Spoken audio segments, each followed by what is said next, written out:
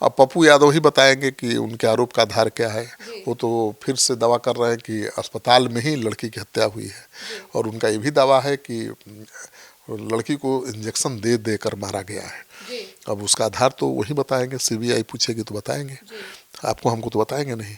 और वो कह रहे हैं कि अस्पताल की अहम भूमिका है और छात्रावास के मालिक की भी अहम भूमिका है। कई तरह के सवाल भी उठा रहे हैं, पुलिस की भूमिका पर भी सवाल उठा रहे हैं। वो सीधे एसएसपी और एसपी पर निशाना साध रहे हैं।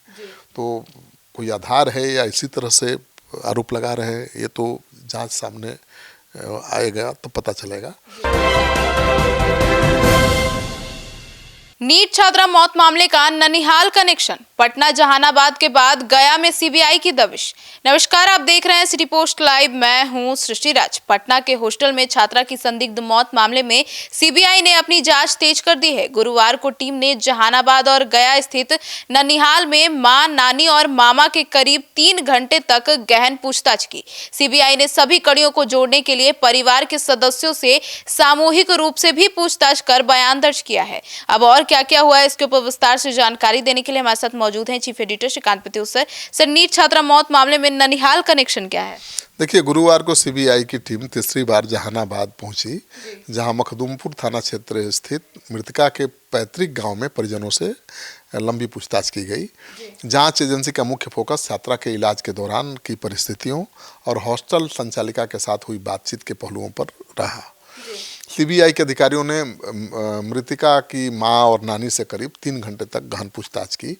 सूत्रों के अनुसार टीम यह समझने की कोशिश कर रही है कि हॉस्टल में रहने के दौरान छात्रा की स्थिति कैसी थी, संचालिका की भूमिका इसमें क्या रही।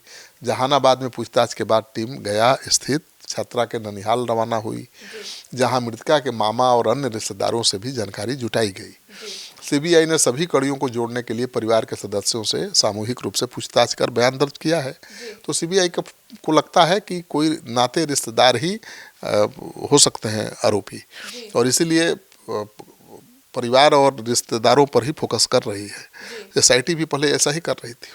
सर, तो सीबीआई की जांच तो ऐसा लग रहा है कि शख्स सच में सुई जो है वो रिश्तेदारी की तरफ ही जा रही है। बिल्कुल, अब एसआईटी भी छात्रा के रिश्तेदारों पर ज़्यादा फोकस कर रही थी। पुलिस के अनुसार छात्रा के साथ पटना में कुछ नहीं हुआ। पुलिस छात्रा के गांव जहानाबाद पर ज़्यादा फोकस कर रही थी, और सीबीआई भी परिवार और रिश्तेदारों के जरिए इस मामले की तह तक पहुँचने की कोशिश में जुटी है।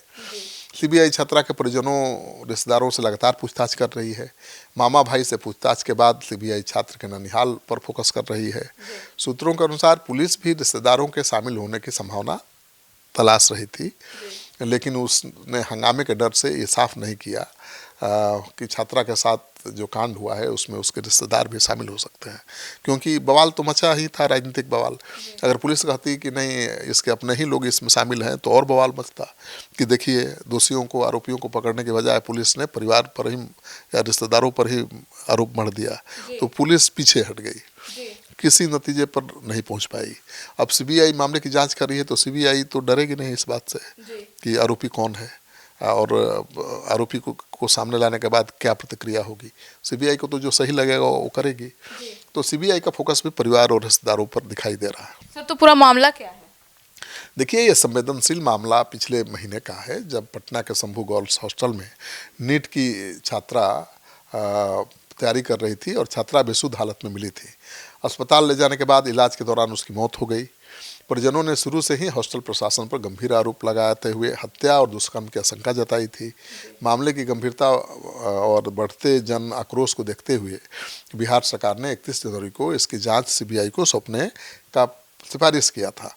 अब सीबीआई जांच शुरू हो चुकी है, तो सीबीआई दूध का दूध पानी का पानी कर पाती कि नहीं, ये देखना दिलचस्प होगा। तो सुना आपने, तो अब पप्पू यादव भी लगातार इस पर हॉस्पिटल और छात्रावास की भूमिका पर सवाल उठा रहे हैं। सर, तो पप्पू यादव की बात में कितनी सच्चाई है? अब पप्पू यादव ही बताएंगे कि उनके आरोप का आधार क्या है।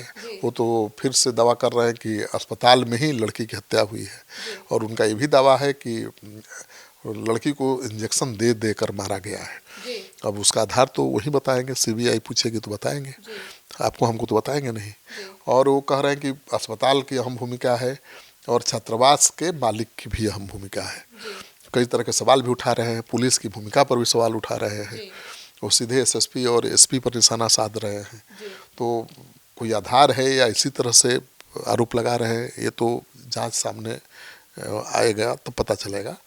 लेकिन फिलहाल पप्पू यादव इस मुद्दे को छोड़ने के मूड में नहीं है और लगातार विधानसभा में भी इस मुद्दे को लेकर राजनीति हो रही है, सदन में बवाल हो रहा है।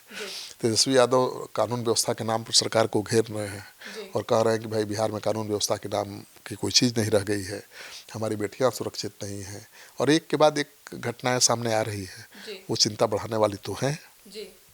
तो सुना आपने। तो अब इस पूरे मामले में सीबीआई की जांच तेज हो गई है। अब देखना होगा कि सीबीआई कब तक मुख्य आरोपी तक पहुंच पाती है। फिलहाल आपकी क्या राय है, कमेंट सेक्शन में जरूर बताइएगा। धन्यवाद।